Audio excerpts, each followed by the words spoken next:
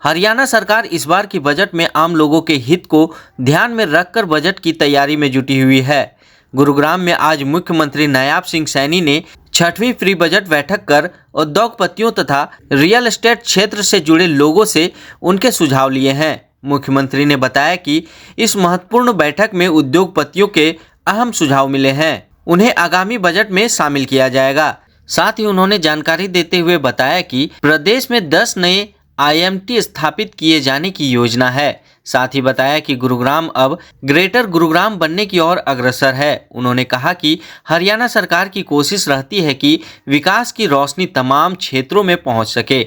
हमारा प्रयास है कि इस बार का बजट ऐसा हो जो प्रदेश की बेहतरी और आम लोगों को राहत पहुंचाने वाला हो। उन्होंने कहा कि प्रधानमंत्री ने इस वर्ष के आरंभ में ही किसानों को 38,000 करोड़ की सब्सिडी दी है। हरियाणा सरकार की ओर से भी किसानों के खेतों में सीधे 1,000 करोड़ डालकर उन्हें राहत दी गई है। प्रधानमंत्री की कोशिश है कि किसानों की आय कैसे दुगनी की जाए। लगे हाथ उन्होंने गुरुग्राम नगर निगम चुनाव पर कहा कि सरकार चुनाव के लिए पूरी तरह तैयार है, अब फैसला चुनाव आयोग को लेना है।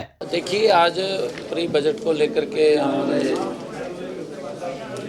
सभी गुरुग्राम के प्रमुख इंडस्ट्रियलिस्ट उनके और डिक्की और उसके साथ रियल एस्टेट के साथ साथ और जो गणमान्य लोग जो इंडस्ट्रीज़ के अंदर काम कर रहे हैं, ऐसे सब लोगों के जो उनकी यूनियंस थी, उन सब से हमने बात की, उनके सुझाव आए हैं। अच्छे सुझाव उन्होंने दिए हैं, क्योंकि ये 6ठा प्री बजट कंसल्टेशंस ये अलग अलग क्षेत्र के अंदर हमारा रहता है और इसके अंदर हमने आज ये इंडस्ट्रियल्स और रियल एस्टेट्स के लोगों से आज बात किया है कि उनके क्या क्या सुझाव इसके अंदर हो सकते हैं। अच्छे सुझाव उन्होंने दिए हैं और हरियाणा प्रदेश एक विकसित हरियाणा बनने में और हमारे यहाँ पर अच्छी संख्या में इन्वेस्टर्स के लिए लोग आएँ, उसके लिए हमने उनसे सुझाव लिए थे और हमने कहा कि हम 2025 में एक न्यू इंडस्ट्री पॉलिसी वो भी हम लेकर के आ रहे हैं, ताकि और ज़्यादा इन्वेस्टर्स हरियाणा के अंदर आ सकें। और हमने अपने संकल्प पत्र में भी कहा है कि हम 10 जिलों के अंदर IMT हम बनाने वाले हैं, उसको लेकर के भी बजट के अंदर हमने सुझाव लिए हैं और लोगों के सुझाव जो हमारे पास आए हैं उनको हम इस बजट के अंदर शामिल करते हुए, ताकि प्रदेश को उसका लाभ मिले और लोगों का जो सुझाव आए हैं उनको भी उसका लाभ मिले, उसको हम करने वाले हैं। सब प्रधानमंत्री नरेंद्र मोदी ने देश के किसानों को तोहफा दिया है, हरियाणा के किसानों को।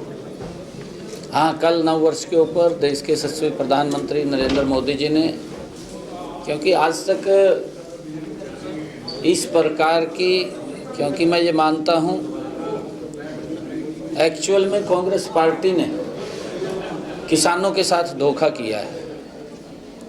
कांग्रेस पार्टी ने किसानों का शोषण किया है और हम ये मानते हैं कि कांग्रेस के समय के अंदर हमारे जो उर्वरक हैं उनके दाम बढ़ गए थे, चाहे DAP है, यूरिया है, परंतु उसके दाम कम नहीं हुए, वो उसका वजन किसान के ऊपर पड़ा है।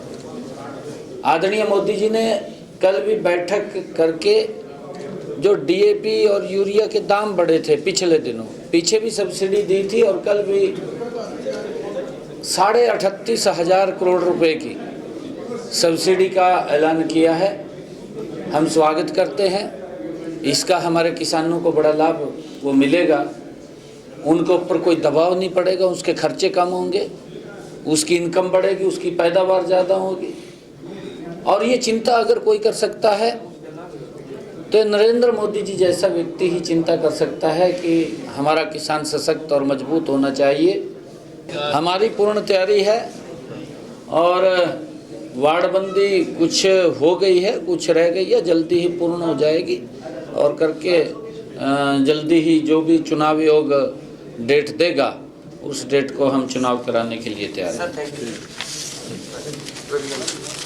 वस्तु निकलना